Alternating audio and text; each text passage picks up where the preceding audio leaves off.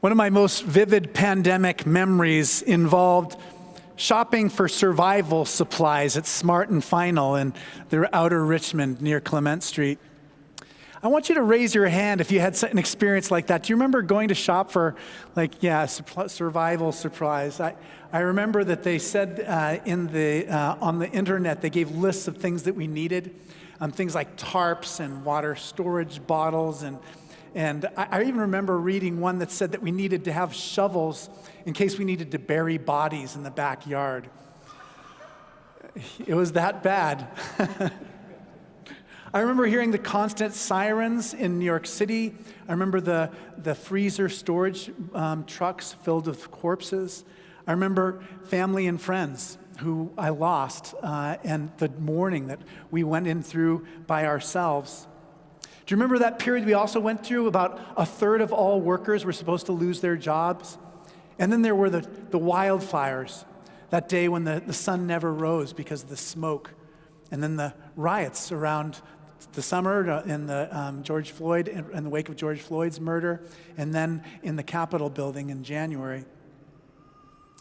Because we just try to keep going, and because we need to take care of people around us, I think we've forgotten a lot about what those feelings were like.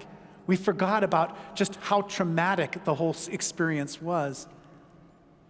Something in us died, and we haven't really come back to being fully alive again. My sermon today comes in 3 parts. The first one is believing and seeing. The second is feeling and showing. And the third part is called acting and being helped. Believing and seeing. After the authorities tried twice to arrest Jesus and then tried twice to stone him to death, Jesus and his friends escaped across the Jordan River out of Judea.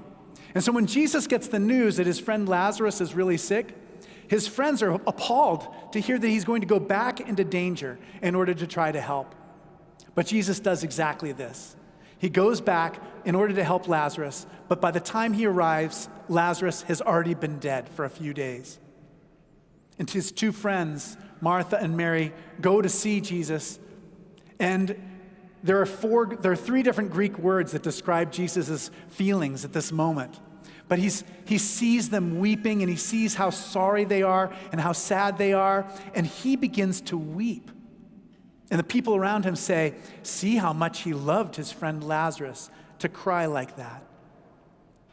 Now, the context of the story is really important. In the other Gospels, Jesus teaches using parables. They're kind of like imaginary stories, like about the mustard seed, in order to help us to understand what the kingdom of God is like. In the Gospel of John, John uses the actual life events of Jesus to show who God is. And so in the Gospel of John, there are 7 signs. The first sign is turning water into wine at a wedding in Cana of Galilee. And the last sign is the one that we have before us today, of bringing Lazarus back from the realm of death, back into life. Now, the purpose of these signs is to get our attention, to draw us more deeply into reality, into the fullness of life with God. And the question lying behind today's gospel is whether Martha will actually see it. Will she begin to enter into this divine mystery? Jesus puts it this way: "Didn't I tell you that if you believed, you would see the glory of God?" Now, when I was a young man, I had this idea about religion. I thought that if you studied all the greatest philosophers and theologians from the traditions around the world, that you'd do this and then you'd begin to decide whether or not to believe. And the older I get, the more I begin to understand the point of St. Anselm from the Middle Ages. He talked about faith-seeking understanding, that believing comes first, and then reason helps us to understand what our faith means.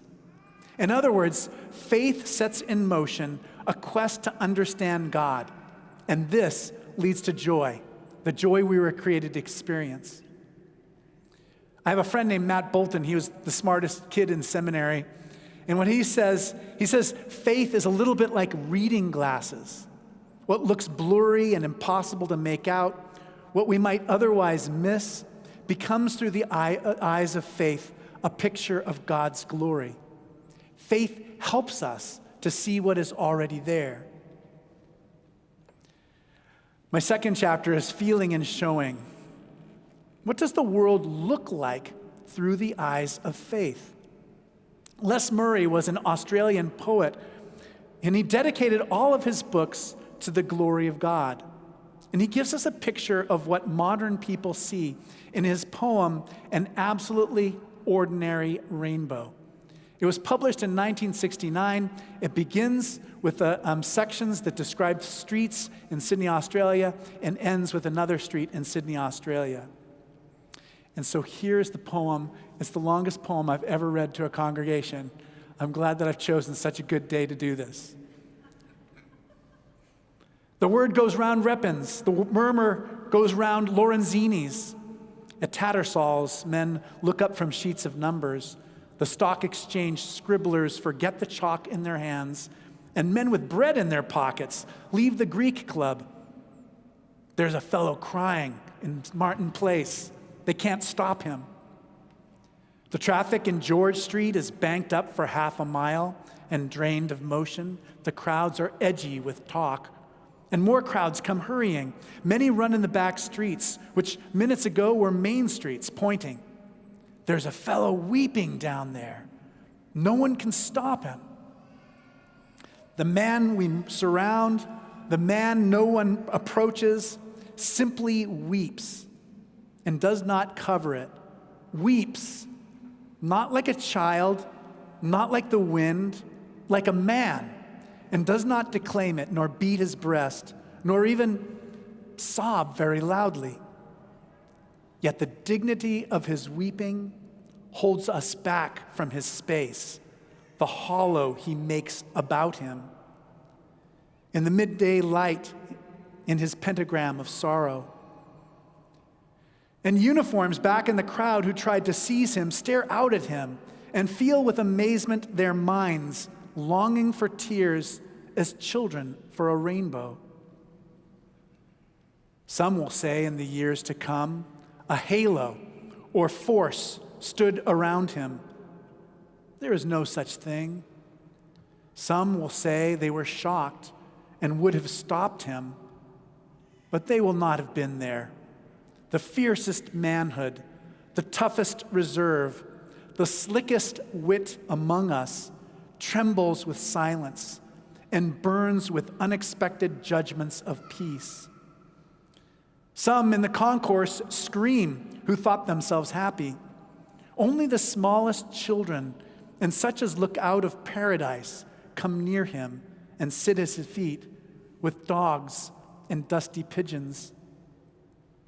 And I see a woman shining stretch her hand and shake as she receives the gift of weeping. As many as follow her also receive it, and many weep for sheer acceptance, and more refuse to weep for fear of all acceptance. But the weeping man, like the earth, requires nothing.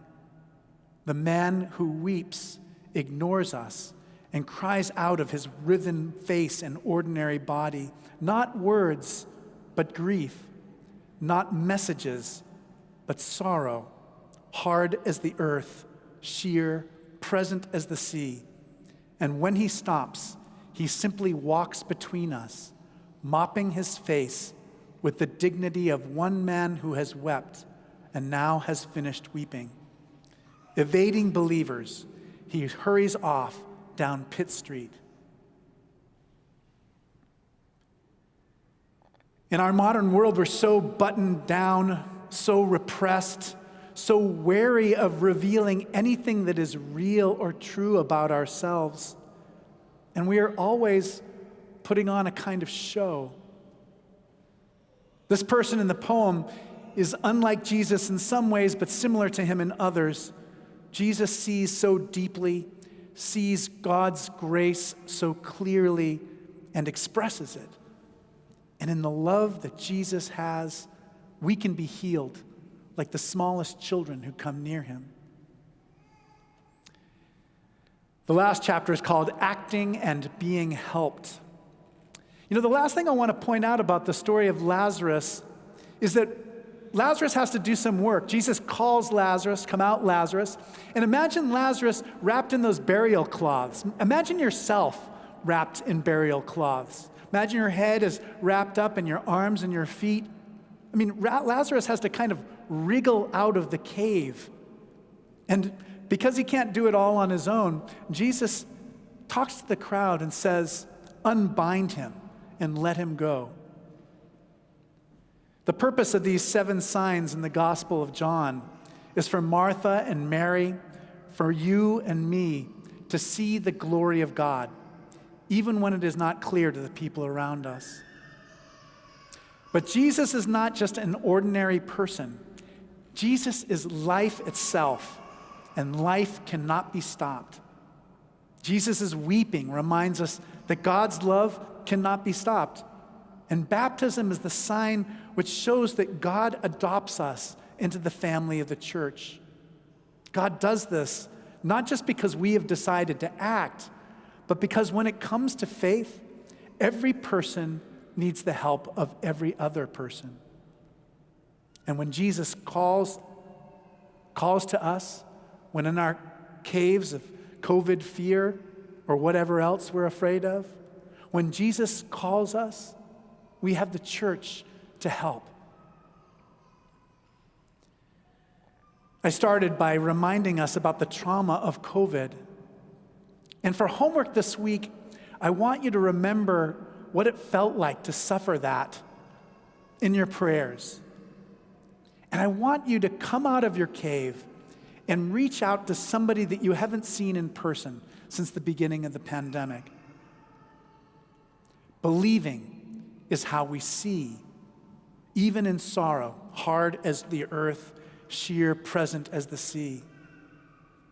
Perhaps it is Martha or Mary, but a woman shining stretches forward her hand, and she receives the gift. Be unbound. Did I not tell you that if you believed, you would see the glory of God?